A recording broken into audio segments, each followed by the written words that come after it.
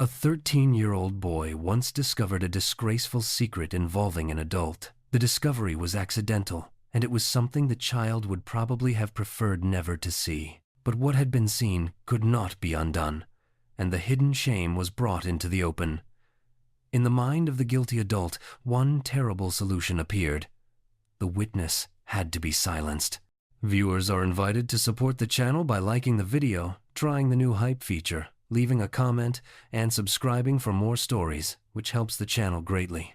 On November 9th, 2012, 51-year-old Mark Redwine woke up at 7 in the morning. When he walked into the living room, he saw his 13-year-old son, Dylan, asleep on the couch. Mark knew the boy planned to meet friends early, so he tried to wake him. But Dylan said he wanted to sleep and was not going anywhere. Leaving his son to rest, Mark went out to take care of errands and returned around 11:30 to find Dylan gone and only an empty cereal bowl left on the coffee table. The TV was still showing cartoons on the children's channel Nickelodeon. As Mark walked through the house, he saw that Dylan's backpack, phone, and fishing rod were gone. It seemed his son had woken up after all and hurried out to meet his friends, even forgetting to turn off the TV. With the house quiet, Mark decided to take a short nap. He lay down on the couch and woke around 1:30 p.m., but Dylan still was not home. Mark picked up his phone and called his son's number, but there was no answer and the signal was out of range. After waiting until about 3 p.m., he went to Dylan's friends to ask where the boy had gone, yet none of them had seen or spoken to him that day. Soon, text messages from Dylan's friends started coming, one after another, saying his dad was looking for him, that everyone was worried, and that his mom had called and wanted him to contact someone as soon as he finally saw them. But 13-year-old Dylan Redwine did not reply to anyone, did not return calls, and never came back home that day. As the late morning and afternoon hours slowly passed, Mark grew anxious and went to the police station to file a missing person report. From the station, he sent a text to his ex-wife, Elaine, asking whether she had heard from Dylan or knew where he might have gone. Elaine, alarmed and angry, answered that she was a 7-hour drive from Durango and could not possibly know her son's whereabouts. She insisted that Mark contact the police at once, and he replied that he had already done so. Her fears proved justified because their son did not get in touch at any point that day. After this increasingly tense exchange of messages between the former spouses, Mark stopped responding to Elaine altogether. He ignored her calls, while she seized every possible chance to blame him for the disappearance of their youngest son. On the eve of November 18th, 2012, 13-year-old Dylan Redwine had flown to Colorado to spend Thanksgiving with his father, Mark. His parents had divorced a few years earlier, and his relationship with his father was strained, so deep down the young teenager felt uneasy about the trip. After he finally reached his father's cabin near Durango, Colorado, he texted his mother to let her know he had arrived safely. Elaine replied with encouragement, telling him he had done well and that she was proud of him. Sadly, it would be the last message she ever received from her son. Dylan Redwine had been born on February 6th, 1999, to Elaine and Mark. He had 2 older brothers, Corey and Brandon, with Brandon being Mark's son from a previous marriage. At 13, Dylan was considered a typical boy. He played baseball, liked video games, enjoyed riding his bike, and loved spending time with friends. He stayed out of trouble and avoided bad influences. His father, Mark, worked as a long-haul truck driver, and his constant absence hurt both his marriage and his bond with the children. The distance between them slowly grew. In 2007, after 18 years of marriage, Elaine made the decision to leave her husband. The separation turned into a difficult and messy divorce. The former spouses had to divide their property and endure a painful custody battle. In the end, the court awarded primary custody of the children to their mother, while their father received visitation rights. Mark was upset and stressed by the breakup, and he unfortunately vented his frustration on his own children. As a result, the boys' attitude toward their father changed dramatically. They grew to almost hate him.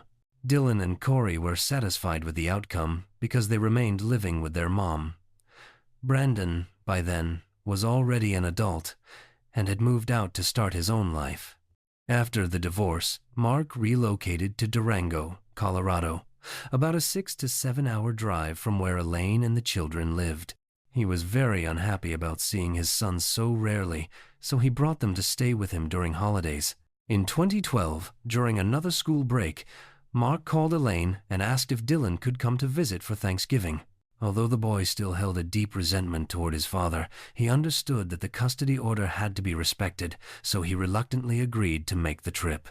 On November 18, 2012, Elaine drove Dylan to the airport. His older brother, Corey, was already 18 and refused to go anywhere, so Dylan flew to Durango by himself. He feared not only his father's quick temper, but also the fact that Mark lived in a secluded cabin surrounded by forest. There was almost nothing to do there. His only comfort was knowing that a few of his friends lived nearby.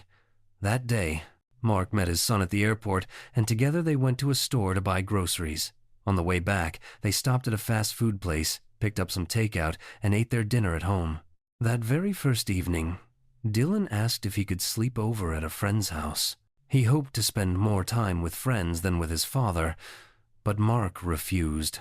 So Dylan arranged to meet his buddies at 6:30 a.m. instead. He was so desperate to escape that house that he was willing to stay awake all night if that was what it took. Less than 24 hours after he arrived, the teenager vanished. Elaine was beside herself with worry because Dylan had not contacted anyone, and Mark was ignoring her calls. She and her older son, Corey, got into the car and drove to Durango. When they finally arrived late at night, Elaine went straight to the police station. With several officers, she then went to Mark's house to learn more about the disappearance and search the property. It turned out that while his family and the police were searching for the boy, Mark had been sleeping soundly. No lights were on in the house, as if nothing at all had happened. Investigators found no clues that could show where Dylan had gone and tried to piece together the few facts they had. They at least confirmed through airport surveillance footage that he had actually arrived. Surveillance footage also showed the father and son choosing groceries at a store and later stopping at a McDonald's. Investigators went over Mark's movements that morning in greater detail. Between 8:30 and 11:30 a.m., he had been running errands. He visited his company's accounting office to collect his paycheck, then went to his divorce lawyer's office and mailed a child support check to his ex-wife, Elaine. Mark assumed that Dylan had either walked to the nearby lake to go fishing or headed through the woods toward a friend's house. The second option seemed less likely because that house was about 15 kilometers away. With the freezing Colorado weather, it hardly seemed possible that a teenager would choose to walk that far. 51-year-old Mark Redwine lived close to the San Juan Mountain Forest, which meant the police were facing a vast search area. Authorities launched a large-scale search using dogs, volunteers, helicopters, and drones. Hours turned into days, but the efforts continued. Thanksgiving came and went without any sign of Dylan. His mother, Elaine, started her own search group. They held press conferences and put up flyers and posters about the missing boy. Elaine began organizing fundraisers and set up a social media page devoted to finding her missing son. A $50,000 reward was offered to anyone who could provide information about where Dylan might be. Throughout this time, Elaine remained deeply suspicious of Mark. When she first went to the sheriff's office, she was surprised to learn that her ex-husband had never actually contacted the police. There was no record of any report from him. Mark, meanwhile, claimed that Elaine was simply eager to blame him for everything, including their son's disappearance. Elaine was certain he was lying. He said that when he came home, the TV was tuned to the children's channel Nickelodeon, but Dylan had long since outgrown that kind of cartoon. The boy had not watched Nickelodeon for about a year. At 13, he was far more interested in music channels like MTV.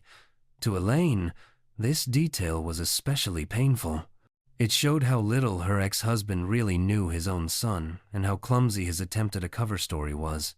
During another search near the lake, tracking dogs finally picked up a scent and divers were brought in to search the water. But even by the 9th day of searching, nothing was found. Investigators no longer believed they were dealing with a simple runaway. It seemed clear they were now looking for Dylan's body.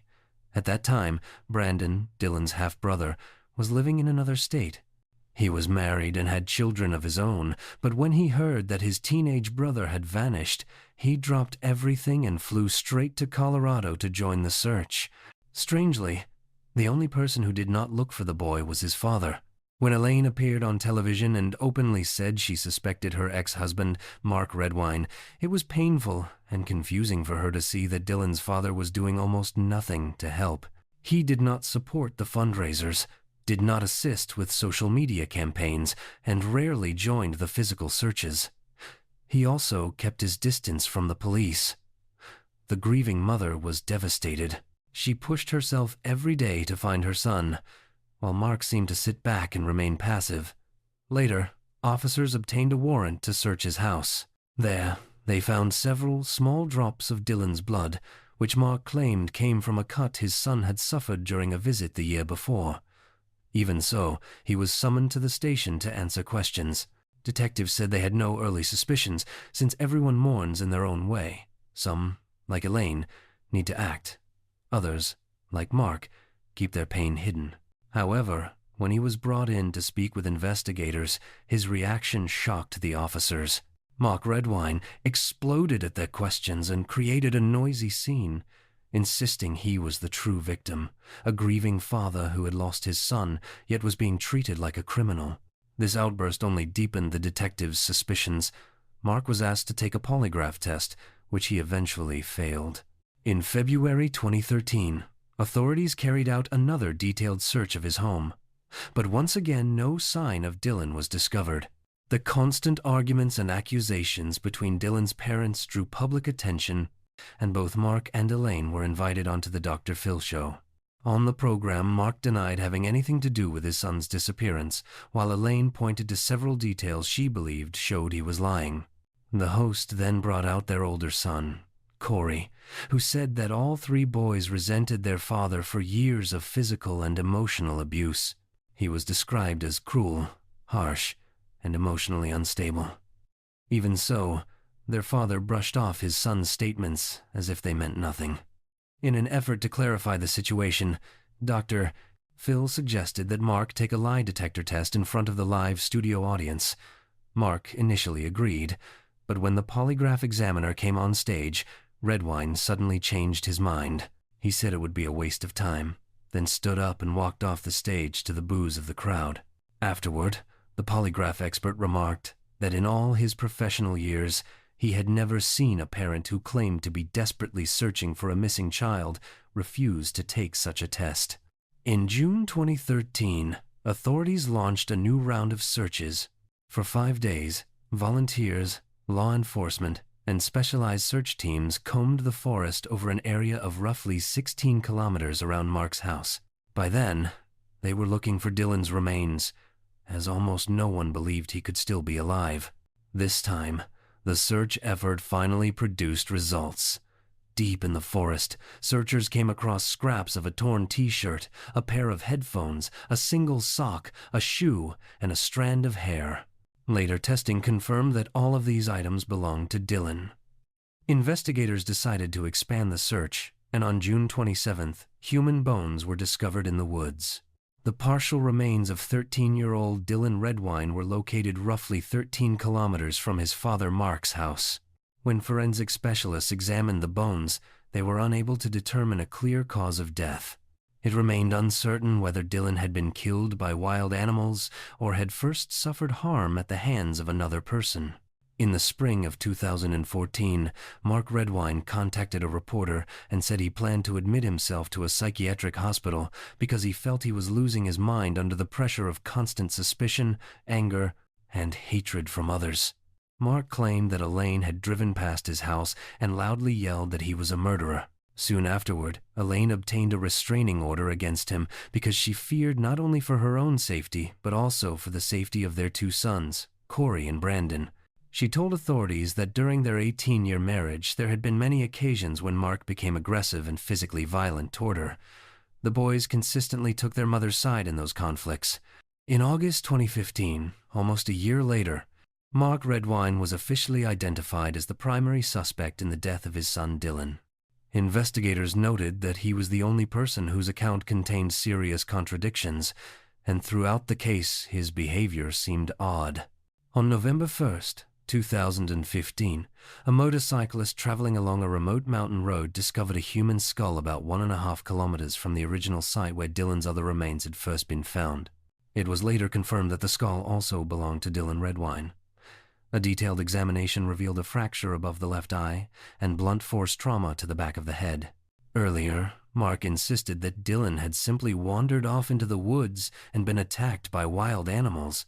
The medical examiner reviewed this version and concluded that the injuries clearly came from human action, even though the previously discovered remains had later been chewed by animals that left tooth marks.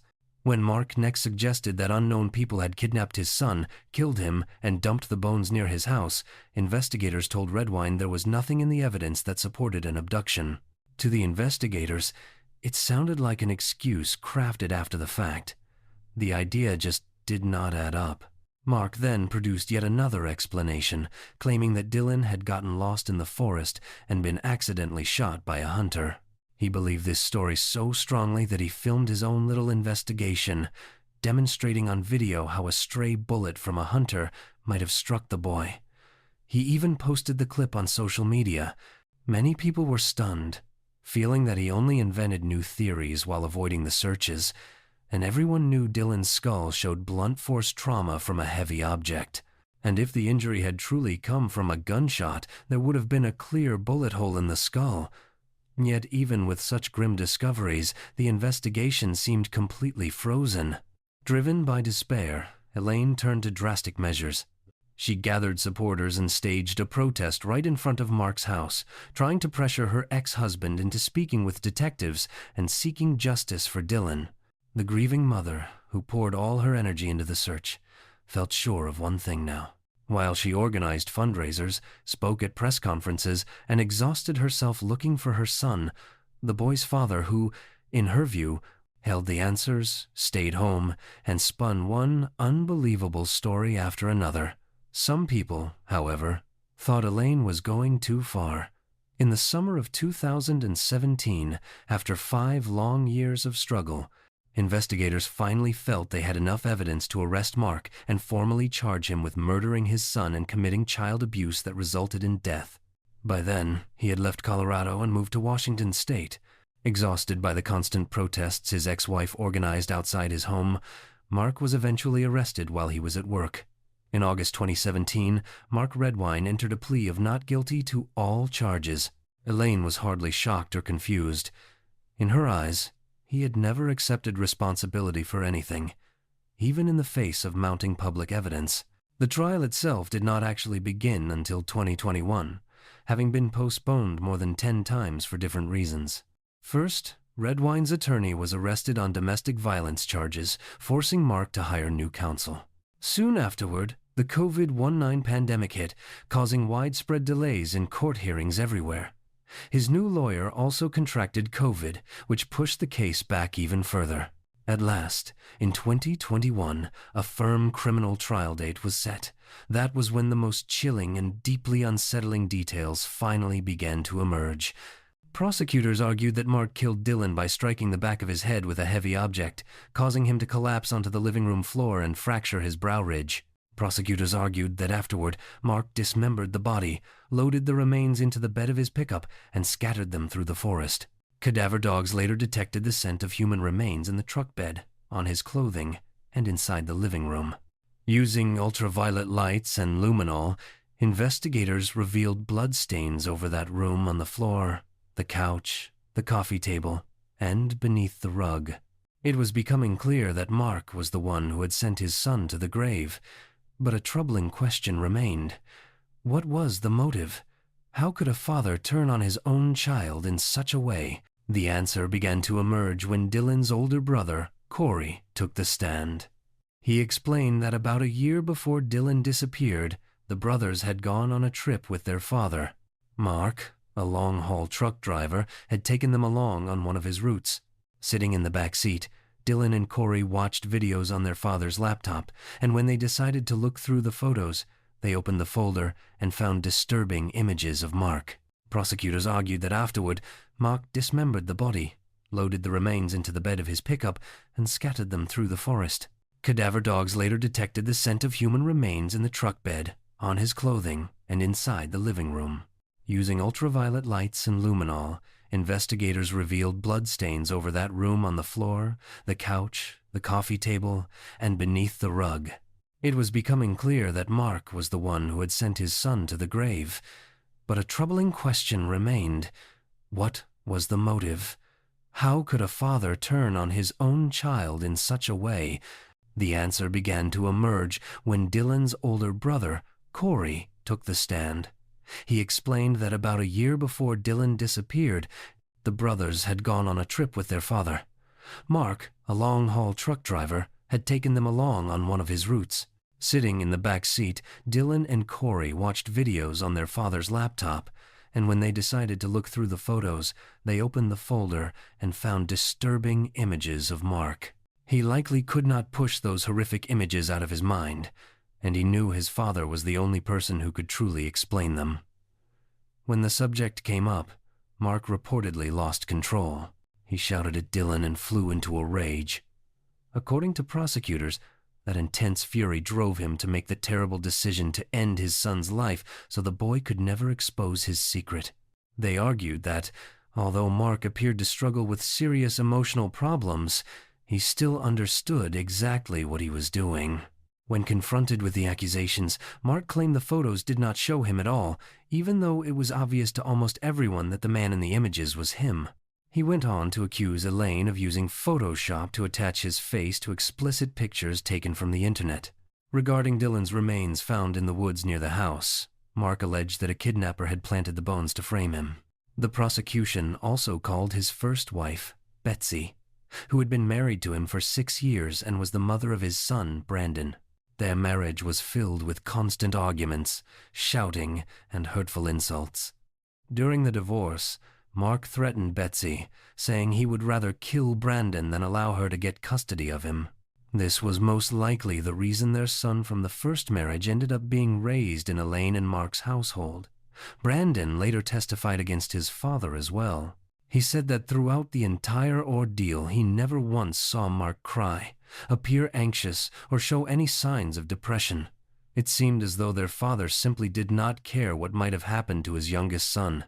Mark's defense team tried to undermine the case, arguing that the compromising photographs were irrelevant and were only revealed to make him look bad in the eyes of the jury. His attorney insisted that no one had even suspected Mark until Elaine spread rumors and turned public opinion against him. The defense also claimed that Dylan most likely died in a wild animal attack, but the physical evidence clearly pointed to a violent death. Witnesses said that only a few days before the official search began, Mark had been seen on the same remote road where Dylan's remains were eventually discovered. It took the jury just 6 hours to reach a decision, and in the end, Mark Redwine was found guilty of second-degree murder and of child abuse, resulting in death. He received a sentence of 48 years in prison. Although this was not technically a life sentence, Mark was 59 years old, so the term almost certainly meant he would die behind bars. When the judge read out the punishment, he showed no reaction at all and stared ahead with a blank expression. Yet even now, many people insist that Mark Redwine is innocent, that Dylan's death has nothing to do with the shocking photos, and that his private life never should have been exposed in court. The court, however, treated that secret as the key motive for the killing. If you are still here at the end of this story, you are clearly a true crime fan. Please subscribe, turn on notifications, and leave a like. See you in the next video.